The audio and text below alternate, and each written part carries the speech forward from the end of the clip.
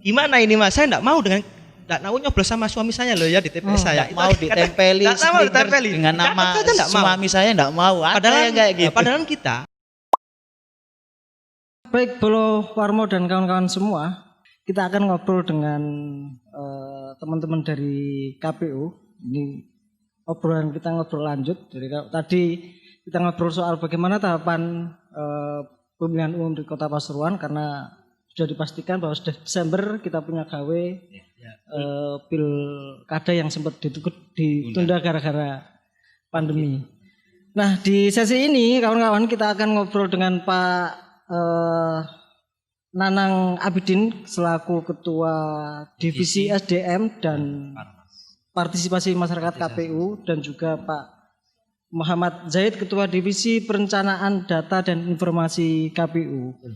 Nah, di sesi ini kita akan lebih fokus pada bagaimana sih proses pemutakhiran data. Kalau tadi Bu Rois lebih banyak ngobrol soal tahapan-tahapan. Nah, sesi ini kita akan banyak mengulas bagaimana sih proses pemutakhiran data. Jadi ya kalau kita lihat belakangan memang ada beberapa teman KPU ya yang keliling untuk melakukan coklit dan juga sosialisasi. Ini apa sih sebenarnya coklit, pencocokan dan penelitian? Ya. Kalau tidak salah. Coklit itu pencocokan dan penelitian. Jadi ini yang dilakukan oleh teman-teman PPDP, petugas pemutakhiran data pemilih, yaitu jajaran KPU yang paling bawah, yang ujung tombaknya di KPU yang melaksanakan coklit ini. Jadi pelaksanaan coklit ini teman-teman PPDP itu melaksanakan sesuai dengan cara door to door, masuk ke rumah. Jadi keliling. Iya, keliling satu persatu ke rumah ke rumah. Sebelum rumah ke rumah, mereka PPDP itu paling enggak koordinasi dengan RT, RW, tokoh masyarakat gitu, biar supaya nanti apalagi saat ini kan masanya pandemik itu, khawatir nanti dengan pakaian perlengkapan yang lengkap itu khawatir takut juga. Jadi paling enggak ada koordinasi dulu dengan ke RT RW-nya itu. Itu. Jadi semacam permisi begitu. Iya, permisi. Nah, yang disiapkan masyarakat apa, Pak? Untuk jadi yang disiapkan kita kemarin sudah mensosialisasikan biar supaya nanti masyarakat itu sebelum teman-teman PPDP masuk ke rumah warga, itu paling enggak warga itu sudah menyiapkan EKTP, KTPL-nya, terus KK-nya. Kalau enggak ada KTPL mungkin surat keterangan dari Dapil itu. Jadi paling enggak sudah menyiapkan. Itu seluruh warga kota atau bagaimana? Jadi yang warga Kota Pasuruan yang memiliki EKTP, punya KTP lah, identitas atau dokumen KTP di Kota Pasuruan. Jumlahnya berapa Pak? Jumlah yang di coklit teman-teman PPDP sekota ini ya. Jadi sekota itu sebanyak 155.044. 155.044. Personilnya berapa Pak yang ini? Personil dari teman-teman PPDP itu sesuai dengan jumlah TPS-nya. Jadi sebelum kita pembentukan PPDP itu di Pak Nanang itu, kita kan pemetaan TPS dulu. Jadi pemetaan TPS itu sebanyak TPS dulu yang kita petakan berapa, nanti baru jumlah PPDP-nya sesuai dengan TPS itu. Jadi TPS saat ini nanti di 9 Desember itu 357 TPS, berarti PPDP-nya 357 PPDP. Jadi petugasnya tiap hari keliling. Ya, ada rumah yang kategorinya pagernya tertutup. Itu yang harus perilaku yang tidak biasanya seperti warga-warga sekitar kampungan.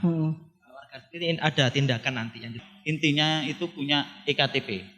Meskipun katakan contoh pindahan dari luar Jawa ya di sini, tapi tidak mengurusi administrasi kependudukan, masih tetap KTP-nya itu masih di luar Jawa, itu tidak bisa dicoklit. Jadi harus mengurusi administrasi kependudukan Kota Pasuruan dulu untuk administrasinya. Jadi yang dicoklit itu yang mempunyai KTP elektronik kependudukan di Kota Pasuruan.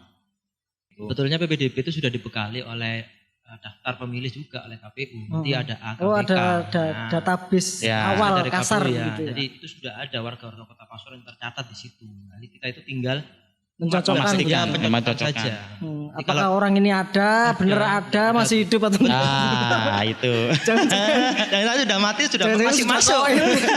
Ya itu yang perlu diteliti dan dicermati oleh kawan-kawan di tingkat BPDB. Bahwa kalau sudah mati akan ada pencoretan. Kalau ada yang baru itu ada nanti dimasukkan dalam AAKBK seperti itu.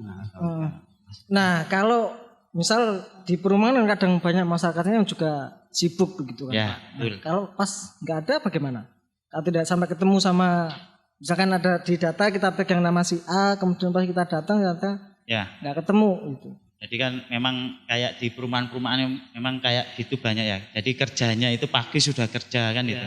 Kadang pulang malam. Pulangnya malam. Kadang nyari RT-nya saja jarang ketemu. Nah itu kan kejadian-kejadian kayak gitu pasti ada lah. Tapi kita tetap teman-teman PPDB kita itu sebagai sosok yang di ujung tombak.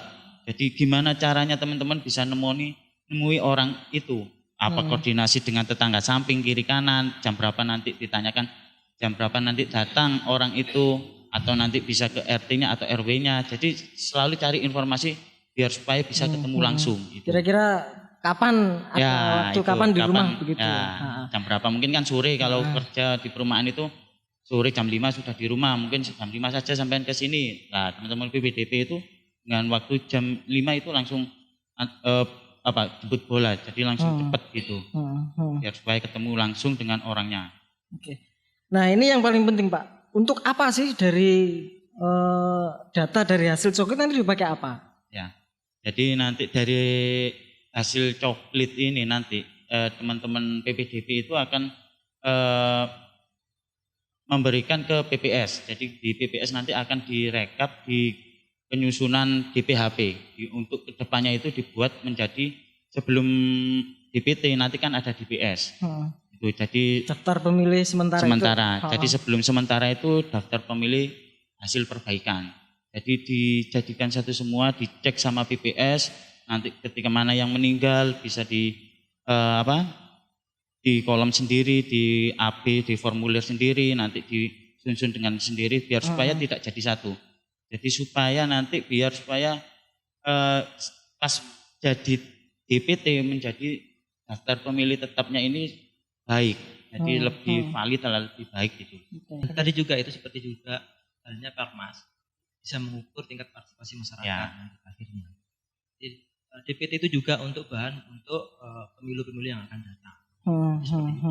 Tadi kan sudah disampaikan bahwa coklit ini penting sebenarnya untuk bagaimana menyusun DPT nanti. Nah, persoalannya ini kan situasinya beda dengan yang kemarin ya sebelum ada pandemi. Nah, sekarang kan pandemi dan kita tahu di bawah kan juga ada masyarakat yang panik, ada yang takut gini. Nah, pertanyaannya mungkin petugas ada garansi nggak petugas yang datang itu kemudian dia sudah dipastikan aman, tidak terpapar begitu, karena kita khawatir masyarakat juga takut nanti sambutannya nggak enak karena khawatir begitu kan? Ya, sebetulnya PPDB ini sudah dibekali untuk kesehatan. Yang pertama calon PPDB wajib untuk di rapid test. Sehingga apabila PPDB ini sudah di rapid test dan ada hasilnya, otomatis kan PPDB non reaktif kan, sehingga tidak ada yang namanya, intinya sehat lah PPDB ini dan mereka siap untuk melaksanakan tugas. Jadi mereka juga dibekali surat tugas juga dan mereka juga kita juga mengantongi yang namanya surat kesehatan untuk PPDB tersebut. Sehingga memang PPDB ini sudah sehat secara harfiah mulai dari fisik ataupun ataupun dalam kategori virus COVID-19 ini. Sehingga PPDB ini sudah siap melaksanakan per tanggal 15 kemarin. Sampai tanggal berapa? Sampai tanggal 13 sampai tanggal 13 Agustus. Jadi teman-teman PPDB itu juga kan ketika bekerja itu kan dilengkapi dengan APD. Standar minimal dan sanitizer, terus face shield, terus masker, sarung tangan plastik sekali pakai itu biar supaya kesehatan dari teman-teman PPDB itu juga sehat dan orang yang didatangi juga tidak ketakutan, tidak khawatir, dengan virus-virus itu. Tapi kan ada saja kalau di lapangan itu kayak ketakutan karena kayak pakaian robot itu kan banyak ya, ada kejadian-kejadian itu warga yang sempat panik ternyata. Terus nggak mau nemuin ya sempat ada yang kayak gitu. Banyak seperti itu. Makanya itu koordinasi dengan RT itu juga sangat penting. Jadi RT itu menyampaikan itu loh petugas coklit, petugas PPDP yang petugas dari KPU untuk pemilihan. Jadi di situ mulai warga itu tidak terlalu takut. Tuh. Belum jalan itu juga kan teman-teman PPDP itu kan koordinasi dengan gugus tugas tingkat kelurahan juga, paling enggak minimal itu. PPS nanti itu juga koordinasi juga gugus tugas biar supaya mungkin ada yang terindikasi dengan virus tersebut. Jadi kan nanti ada cara-cara juga lain untuk nyoklitnya itu. Jadi dengan mendatangi dengan ke RT itu yang terpapar. Nah ini kalau soal kesehatan ini sudah ada jaminan bahwa teman-teman PPDP juga aman, sudah dirapid, pulang juga nanti juga ada pemeriksaan ulang begitu kan nanti lagi. Nah lalu bagaimana sih teman-teman PPDP ini bekerja Pak? Selain masuk kemudian ketuk, lalu ada nggak kolom-kolom yang perlu diisi oleh warga begitu? Ya, jadi untuk yang diisi warga, teman-teman PPDP itu kan mengecek di AKWK, namanya formulir model AKWK itu mengecek benar nggak nicknya ini sudah betul data yang dibawa tadi dengan ini, dengan KTP-nya, dengan KK-nya, terus seumpama ada kekeliruan tulisan katakan ya, namanya keliru katakan ada nama yang salah tulis atau salah tidak sesuai dengan KTP, nanti bisa diubah, nanti di keterangan itu ada ubah data. Terus kalau seumpama yang orangnya sudah meninggal, jadi harus dipastikan juga dengan keluarganya, ke keluarga, enggak cuma dengar langsung coret, enggak. Jadi dipastikan lagi ke keluarga. Jadi keluarga benar enggak ini katakan kakeknya sampean sudah meninggal ya. Paling enggak sudah dari pihak keluarga menyatakan sudah, berarti bisa kita juga tanda tangan, cuma tanda tangan nanti di form AA, di form AA1, AA2 KWK itu tanda tangan. Jadi bahwa kalau sudah dicoklit di AA1 itu, di AA2 itu stiker. Jadi stiker yang mau ditempel nanti ada yang ditanda tangani lah. Dan di situ juga sudah terlampirkan nama-nama pemilihnya juga. Pemilihnya. Makanya itu dipastikan bahwa itu memang nama pemilih ditulis dan ditandatangani oleh pemilik rumah. Di stikernya itu. Di stiker sama di yang didapat itu serah terima itu pendaftaran. Nah ini kan yang dicoklit kan cukup banyak Pak. Sementara kan 155.044 ya datanya. Ini kan banyak sekota Pasuruan. 155. 44. Ya. Nah ada kendala nggak Pak? Ini kan lumayan banyak. Petugasnya 300 berapa begitu kan? Nah, barangkali bisa diceritain cerita dari teman-teman yang di lapangan. Jadi ya kalau pasti masalah itu pasti ada ya. Cuma kan kita kalau masalah itu nggak didiamkan, tapi kita harus cari solusinya untuk biar supaya terselesaikan semua. Jadi banyaklah dari tingkat bawah dari teman-teman PPDP itu yang mau nyoklit karena pandemik ini, mau nyoklit saja kesulitan untuk masuk sampai orangnya nggak mau, nggak dibukain pintu itu ada sampai kayak gitu, itu dikira itu petugas COVID kayak jemput gitu. Itu sampai koordinasi dengan RT-nya itu biar supaya bisa selesai dengan koordinasi ya alhamdulillah bisa menerima juga. Terus sampai segitunya iya. Sampai dikatakan PDP ini robot. Nanti coba anak kecil-kecil itu sampai ngetutin gitu loh. Karena pakai yang karena pakaian seperti itu. Ada juga yang yang enak dalam coklitnya itu dikira kan, soalnya kan baru-baru ini juga bantuan COVID itu kan juga keluar. Jadi ketika teman-teman PPDP itu nyoklit malah seneng dicoklit. Dikira mau dikasih bantuan juga gitu. Ada yang kayak gitu. Jadi ada desa yang kayak gitu.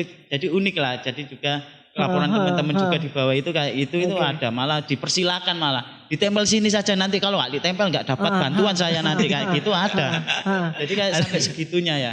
Terus ya permasalahan-permasalahan juga khususnya di teman-teman PPDB yang di ujung tombak ini. Jadi kayak dengan sarung tangan plastik ini kan kita mungkin di KPU juga akan mengevaluasi ya. Coklit ini kan sebenarnya satu tahapan yang sangat boleh dibilang ini paling dasar tapi juga paling penting begitu, paling krusial dan karena kaitannya dengan DPT dan kita tahu di beberapa tempat DPT ini justru sering jadi persoalan begitu kan, jadi pemicu persoalan gitu DPT. Nah, seberapa penting sih Pak ini? Artinya bagaimana menjaga ini benar-benar jalan sesuai mekanisme dan benar-benar tidak ada yang salah gitu dalam proses coklit ini gitu. Ya. Untuk pendataan. Jadi di pendataan atau pemutakhiran ini ya. Jadi memang kan dari teman-teman PPDB ini kan coklit, setelah coklit itu kan harus mengecek kembali, dicek kembali teman-teman PPS juga ngecek biar supaya nanti ketika naik ke atas itu biar supaya sudah baik dan tidak ada permasalahan-permasalahan di kemudian hari. Jadi nanti teman-teman PPS itu juga penyusunannya itu ditemani dengan teman-teman PPDB biar supaya nanti soalnya kan yang tahu lapangan nanti kan teman-teman PPDB. Ini sudah meninggal, bisa nanti di penyusunan pemutakhirannya itu sampai nanti ke PPK. Nanti PPK juga kayak gitu, tetap komunikasi antara KPU, PPK ke PPS. Jadi terus komunikasinya sampai ke bawah juga. Jadi biar supaya nanti ya kita mendapatkan menjadikan daftar pemilih tetap ini valid begitu valid ya. Ya kita berharapnya gitu ya. Jadi kan ya pasti kalau yakin lah. Kita jamin. Jadi ya kita tetap kalau ada nanti kita saling koordinasi komunikasi, kalau ada perubahan paling enggak langsung cepat komunikasi biar supaya benar-benar baik dan valid lah di DPT nanti itu. Nah, Pak, yang 155.044 itu sudah sudah lebih banyak dari data DPT terakhir kita Pilpres kemarin ya. Ada peningkatan di situ dibanding dengan Pilpres kemarin. Ya, jadi dari DPT terakhir kemarin kan di Kota Pasuruan itu kan 147.500 dan 147.500. Setelah itu kan kita di pemilihan wali kota ini teman-teman PPDB itu akan mencoklit sebanyak 155.044 itu. Jadi ada peningkatan lah, ada penambahan yang lumayan. Jadi setelah jeda Pilpres sampai Pilwali itu 155. Itu sudah dengan asumsi sampai per Desember nanti. 9 Desember itu. 9 Desember kita kemarin itu yang pemilih pemula tambahan per tanggal kalau nggak salah bulan Juni ya. Juni antara Juni itu kita dapat pemilih tambahan itu sekitar 722 dari Depdagri.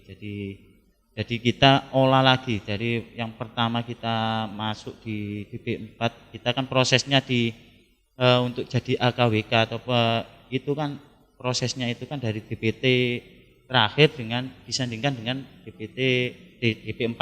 Jadi kita sinkronkan lagi, kita cari kegandaan, cari yang tidak memenuhi syarat. Jadi sampai terus di bulan Juni ada tambahan itu 722 kita masukkan juga, kita cek ulang lagi sampai ketemu 155.044 dan kita turunkan ke teman-teman bawah, teman-teman PPDB untuk dicoklit itu. Untuk dicoklit. Ya. Dan tidak dipungkiri juga itu ada penambahan pemilih pemula, Mas. Nanti apabila di hari ini pun apabila pemilih pemula itu yang ngurusi KTP kan bisa didata juga. Ya, masuk itu dimasukkan ke AAKWK. Jadi ada pemilih pemula tersendiri gitu dan dimasukkan tersendiri khusus pemilih pemula. Itu nanti ditambahkan ke data pemilih. Ya, jadi pemilih pemula itu kan kadang masyarakat juga mikirnya cuma yang umur awal 17 tahun saja. Tapi kan sebutan pemilih pemula ada saja yang pindah domisili, pindah ke Kota Pasuruan. Yang 16 tahun sudah menikah itu kan. Nah, itu kan juga kita masukkan di AAKWK di form pemilih pemula itu. Jadi biar supaya masyarakat juga tidak pemilih pemula itu cuma umur 17. Nah, yang kadang baru. itu yang baru. Iya ya, itu agak ini memang sih agak apa kita menjadi lupa begitu. Ya, Selama ini kita nangkep pemilih pemula ya orang yang 17 tahun saja. 17 tahun. Kayak bagian itu malah enggak kita ingat. Kayak yang pensiun dari kayak TNI Polri, itu pemilih pemula ketika nanti di bener, data itu. bener. Jadi kayak gitu kan paling enggak di masyarakat kota itu tahu biar supaya tidak beranggapan pemilih pemula cuma umur 17 saja gitu. Jadi banyak lah kriteria pemilih pemula. Saya sih bayang tadi yang Pilpres 147.000. Kemudian yang data ini 155.000. Berarti kan ada tambahan 7.000 ya. Sekitar 7.000 pemilih. Masa pemula segitu banyak ya? Kalau dengan asumsi yang 17 tahun ya. Belum memikirkan kan komponennya kan banyak, ada yang pensiun, orang pindah, ini kan. Ya itu. Terus kan kayak yang jadi TNI Polri itu kan dari sipil ke TNI Polri itu kan sudah kebalik Pak. Ya. Dari TNI ke sipil. Enggak seumpama yang kebalik juga. Kebalik juga ada. Kalau sudah jadi TNI atau Polri kan yang anak-anak muda itu kan enggak bisa ya bilang ya. Kita TMS kan gitu. Kalau yang pensiun kita masukkan. Jadi pensiun nanti kan memang kalau KTP-nya kadang masih TNI masih proses. atau apa. Tapi bisa nanti ada surat dari pensiunnya itu kan buktinya itu harus ada buktinya. Kalau kita dapat dari Depdagri itu kan sudah ini TNI sudah pensiun itu sudah ada. Seberapa ini sih Pak penting coklit ini gitu. Ini penegasan lagi supaya penting sekali Mas ya. Menegaskan ke masyarakat di luar sana. Tidak ada mungkin bisa koordinasi dengan PPS, dengan KPU biar supaya nanti partisipasi pencoblosan ini juga baik juga. Dan partisipasi kan menjadi salah satu ukur tolak keberhasilan gawinya KPU. Ini kan gawinya KPU yang punya gawe. Mantennya calon-calon itu. Ada tambahan lagi, ini alat bantu ya, alat bantu yang digunakan oleh PPDB untuk mengecek. Mungkin mas-mas juga semuanya pada mendengar juga pemirsa juga bisa mengecek di www.lindungi-hakpilihmu.kpu.go.id. Itu bisa diakses di situ. Bisa diakses di situ. Jadi sehingga kita di TPS manakah kita akan memilih, apakah kita sudah terdaftar atau belum, itu diceknya di situ. Itu sudah keluar. Oh iya. Ya, jadi di lapas ini kan kita juga sudah koordinasi dengan lapas. Jadi di lapas itu kalau teman-teman PPDB tetap mencoklit di rumah orang-orang, mohon maaf ya yang di lapas ini kan, jadi di kelurahan masing-masing itu tetap mencoklit ke keluarganya, memastikan ada enggak kalau keluarganya ini, masih ada, katakan masih ada, terus di lapas. Nanti kita akan per 1 minggu atau 2 minggu sebelum coblosan KPU akan koordinasi langsung dengan lapas. Yang paling menarik Mas ya, ada kategori apa itu warga yang notabene sudah cerai tapi belum mengurusi kakaknya, itu yang jadi misalkan salah satu keluarga yang bisa laki-lakinya sudah tidak satu rumah dengan istrinya, sedangkan kakaknya masih jadi satu. Gimana ini Mas? Saya enggak mau nyoblos sama suami saya loh ya di TPS saya. Mau ditempeli dengan nama suami saya enggak mau. Padahal kita harus menyesuaikan dengan KTP dan kakaknya itu. Kalau sudah suaminya tercantum di situ ya boleh harus milih di situ. Enggak bisa kita memilihnya itu di kelurahan yang lain. Kalau kondisi-kondisi kayak kejadian-kejadian yang kayak gitu itu ya suami istri bisa, tapi kakaknya masih tetap, tapi si istri nggak mau namanya jadi satu sama suami. Nah, itu ada kejadian. Apalagi yang nikah siri Mas, enggak boleh didata Mas. Karena enggak masuk kakak gitu loh. Jadi beda ya. Jadi untuk di TPS ini nanti kan satu keluarga, satu kakak, satu TPS. Jadi nggak boleh terpisah. Satu kakak itu nggak boleh terpisah mekanisme dalam pemetaan TPS kami dari KPU itu. Jadi kalau kakaknya satu, meskipun itu sudah cerai, ya kita tetap jadikan satu. Nggak mau ya. Kalau enggak tahu dari situ nanti bisa kembali lagi. Ya. Tapi jangan lupa kalau memang masih ada warga yang masih belum bisa terdata atau masih belum, ditunggu aja. Ini kan masih sampai rentangnya sampai ini sudah jalan berapa persen kira-kira? Mungkin saat ini untuk coklit ya kurang lebih kalau seminggu kemarin itu sudah 35%. Mungkin saat ini mungkin sudah masuk 60 atau 70. Sampai Agustus kan ini? Sampai Agustus. 12 Agustus. Saat ini kan sudah 2 minggu. Jadi nanti ada teman-teman dari bawah itu laporan mingguan itu ada. Kita akan kontrol terus, kita akan monitoring terus untuk apa permasalahan di bawah, apa perkembangannya sampai di mana, kita akan monitoring terus itu. Yang paling penting kan setiap tahapan data masuk ada verifikasi ulang sampai kemudian hari H9. Ada imbauan barangkali kepada masyarakat karena ini kita juga sama-sama berharap bagaimana coklat ini bisa maksimal yang pada akhirnya menghasilkan produk DPT benar-benar akurat dan partisipasi yang paling penting juga tinggi begitu, karena kalau respon masyarakat tidak aware juga kan nanti repot juga partisipasinya juga ini. Bagaimana supaya itu bisa maksimal? Untuk saya himbauan bagi masyarakat bisa yang namanya melihat apakah di mana warga itu di TPS mana kita itu terdaftar, itu bisa ke www.lindungihakpilihmu.kpu.go.id.